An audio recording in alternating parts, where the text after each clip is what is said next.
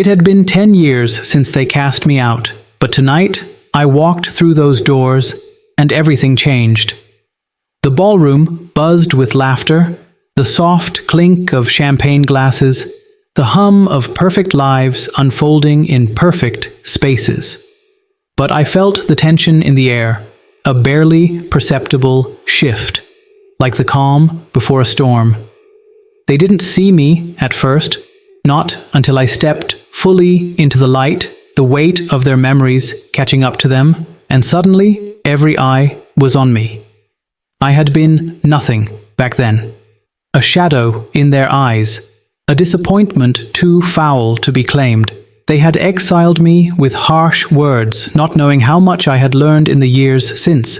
The girl they had thrown away had become someone else. A stranger, yes, but someone unrecognizable. Someone who had survived the cruelty they never thought I could. My hands no longer trembled, my shoulders no longer sagged in defeat. Tonight, I wasn't the desperate child begging for their approval. Tonight, I was someone who had built an empire of their own, someone they were too late to apologize to. As the music swirled around me, I could feel the shift in the room. They thought they knew who I was, but they had no idea what I had become. The ballroom gleamed with opulence, chandeliers casting their golden glow over a sea of glittering gowns and sharply tailored tuxedos. Champagne flutes sparkled in the hands of well-groomed guests, each sip a toast to the illusion of perfection. The air was thick with the scent of expensive perfume, mingling with the hum of polite laughter and meaningless chatter. Everything was meticulously curated, every detail designed to maintain the facade of wealth and success, but I knew better. Beneath the polished surface, their lives were built on the backs of those they had discarded, including me. The smiles, the designer dresses, the lavish parties. It was all a show, a performance to hide the cracks in their foundation. My family had become experts at pretending. They pretended to love me, and when I no longer fit into their image of the perfect child, they simply erased me. I stood there, surveying the scene, wondering how they could forget me so easily. How could they move on so seamlessly as if I never mattered? The silence that rippled through the room as I entered was unmistakable, a collective pause in their perfect little world. I caught glimpses of their eyes darting nervously, the subtle shift in their posture. They were uncomfortable, unsettled. They had thought their world was untouchable. But tonight, that world was about to unravel. The moment I stepped closer, my mother was the first to react. She froze. Her smile, so carefully perfected for the evening, vanished in an instant, replaced by a look that could only be described as pure disdain. Her eyes flicked over me with something akin to disgust, her lips curling slightly as if I were an unwelcome guest in her world. She didn't recognize me, not truly. To her, I had ceased to exist the moment I had been cast out. I was nothing more than a shadow from her past, someone who had no place in her flawless present. "Why are you here?" Her voice was sharp, cutting through the hum of the room. It wasn't a question born of concern or surprise, it was an accusation. "This is no place for someone like you." Her words stung, but I stood my ground, refusing to let her see the cracks forming beneath my calm exterior. Behind her, Elle, my younger sister, remained the picture of grace, but her eyes told a different story. Cold, detached. She met my gaze for a fleeting moment, then turned her back, as though I were an inconvenience she had to ignore to maintain the illusion. "Don't mind her," Elle muttered under her breath, too quiet for anyone else to hear. But it was enough to tell me exactly where her loyalties lay. Then I saw him. Ron, Lee's fiancé. He was standing just behind her, a broad smile on his face, but when his eyes locked with mine, something in him snapped. His face drained of color, and his body stiffened, as though he'd just seen a ghost. For a brief moment, I caught a flicker of something, fear. But it disappeared as quickly as it came, masked by a practiced smile. It was clear. This night would not be as perfect as they had hoped. I could feel Ron's gaze on me, even before I turned. There was something in the way his smile faltered, the way his eyes locked onto mine with sudden, almost painful intensity. His posture stiffened, and for a moment, the room seemed to blur around us.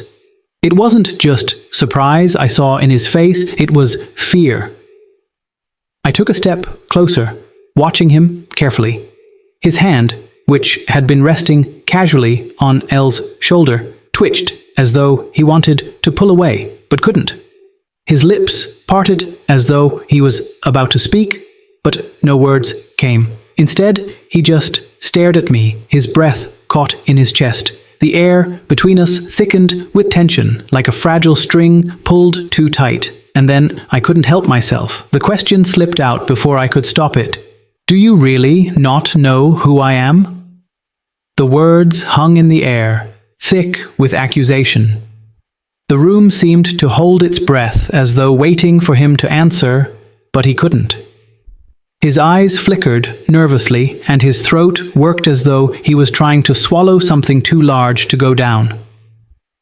Elle, oblivious to the tension, shifted uncomfortably beside him, her smile faltering for just a moment before she tightened it again. Ron's gaze remained locked on me, his face pale, his fear palpable. What was it? What secret lay between us, buried so deep that it made him tremble like that? His reaction wasn't just surprise, it was as if seeing me was a reminder of something dark, something that should never have been revealed, but he wasn't going to tell me tonight, not in front of everyone, not when the facade was so carefully intact. The question lingered, unanswered, as the suspense built, wrapping itself around us like a tightening knot. The memory hit me like a sharp gust of wind, cold and unforgiving. I was standing outside their mansion, my heart pounding in my chest as the door slammed shut behind me, cutting off all warmth, all light. The night was bitter, the air sharp and biting against my skin, but it wasn't the cold that made my bones ache. It was the words that still echoed in my mind, those final words that sealed my fate. "Leave," my father had said, his voice flat, devoid of any real emotion. He hadn't even looked at me when he spoke, his eyes fixed on the papers in his hands as though I were no more than a nuisance. "We don't want you here anymore. You're a disgrace." His indifference stung more than the harshness of his words. I had expected anger, perhaps even disappointment, but not this. Not this chilling dismissal as though I had never been a part of their world in the first place. My mother had been standing beside him, her face a mask of cold elegance. Her eyes met mine briefly, but there was no warmth there, just a brittle, practiced smile. "You've made your bed," she had said, her voice laced with disdain. "Now, sleep in it."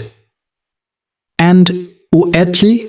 My sister had stood just behind them, her arms crossed in mock sympathy, her lips curled into a sneer. She had reveled in this, in my humiliation.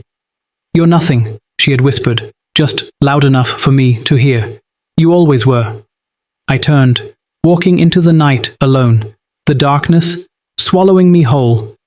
No one had tried to stop me. No one had cared enough to offer even a shred of comfort. I walked away, broken, abandoned, but it was in that moment that I knew I would survive. I would build something, anything that would never let me return to that broken version of myself. That night, I stepped into a harsh, unfamiliar world, and I realized just how alone I truly was. But that loneliness gave me strength. It became my fuel, my fire, and now, standing before them again, I was a different person.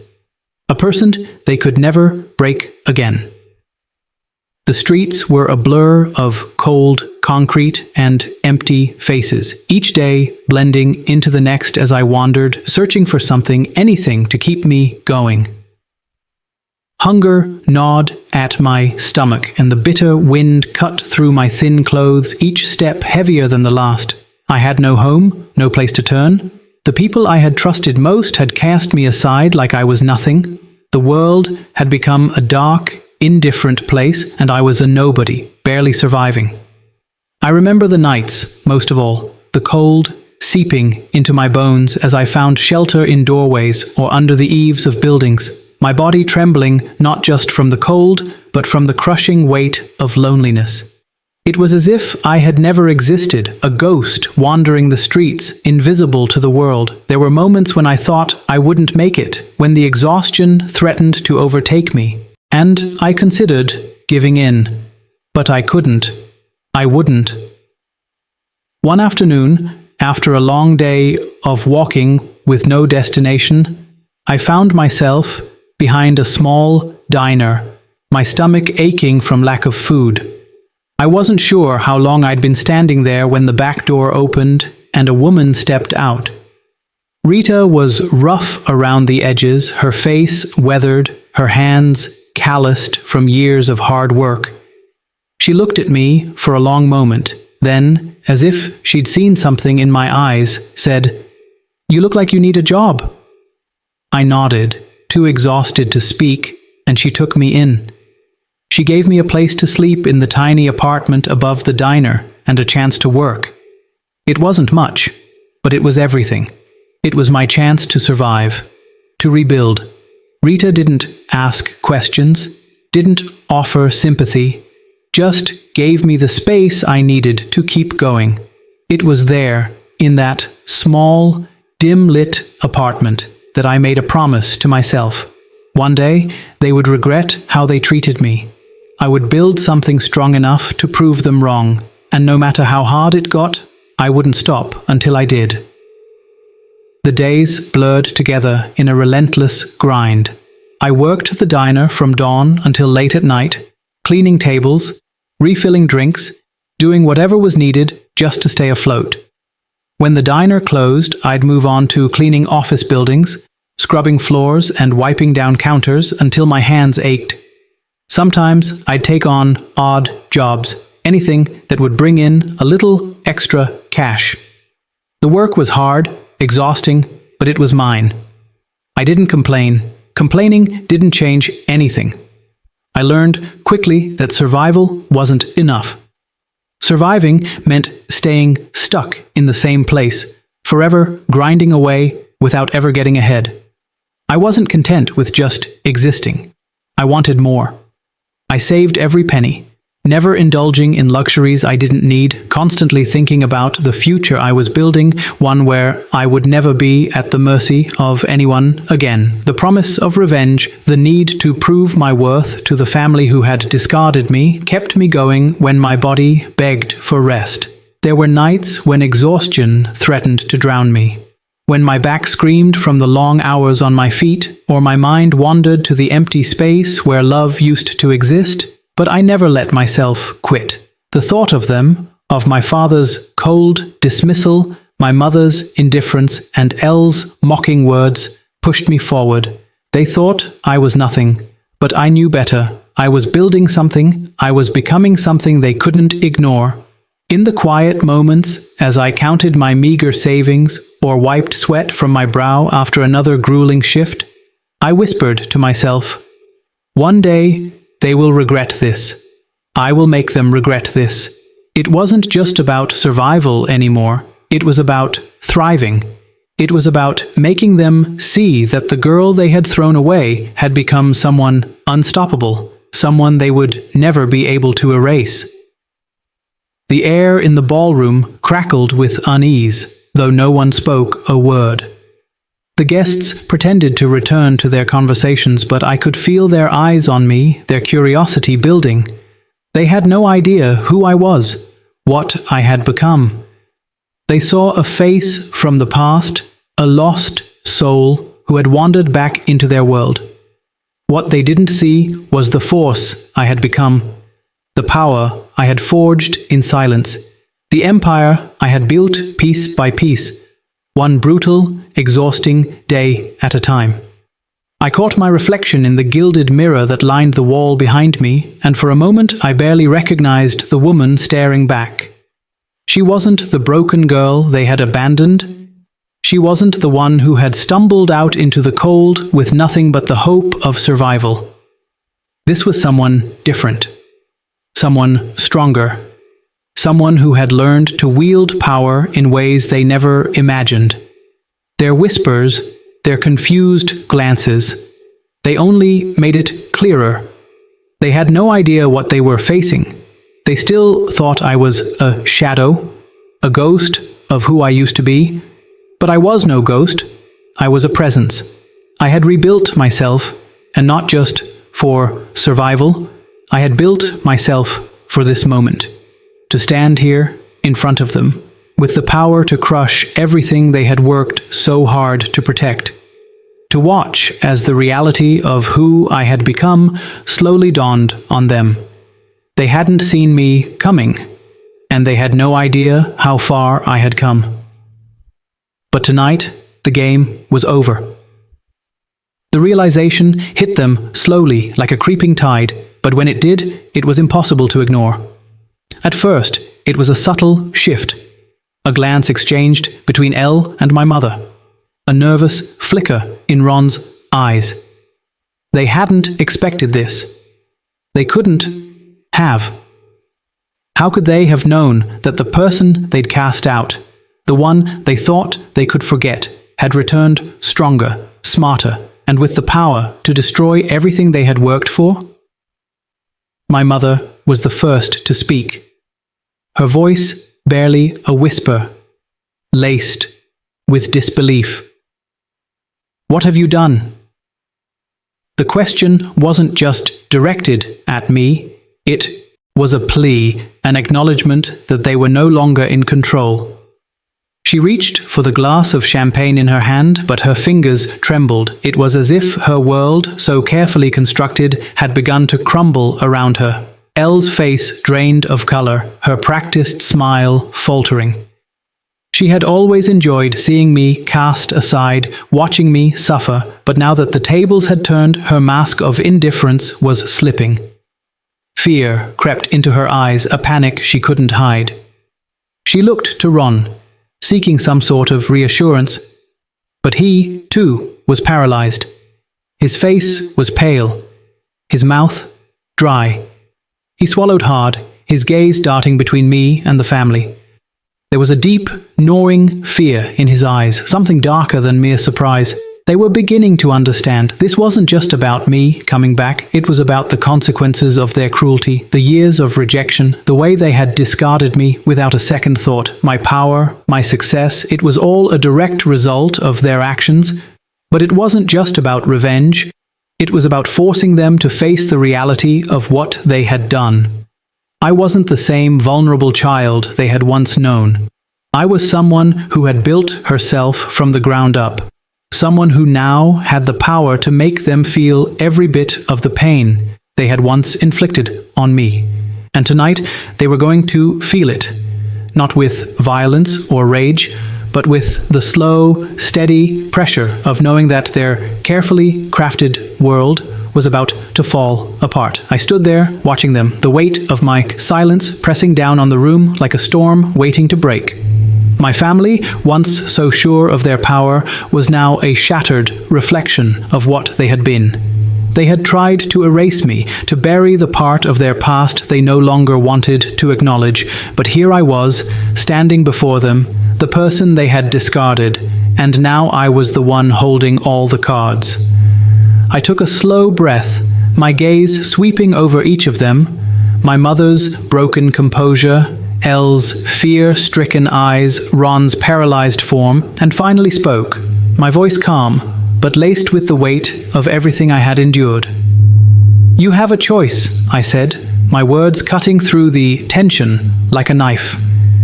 "You can finally accept the consequences of what you did to me, to your own flesh and blood. Or you can continue pretending that your actions don't matter, that your past doesn't define you. But make no mistake, I'm no longer the person you cast aside, and I will never need your approval again. With that, I turned, the sound of my footsteps echoing in the silence behind me. As I walked away, leaving them to pick up the pieces of their broken world, I couldn't help but feel a strange sense of satisfaction. The game was over. What happened next? That was no longer my problem.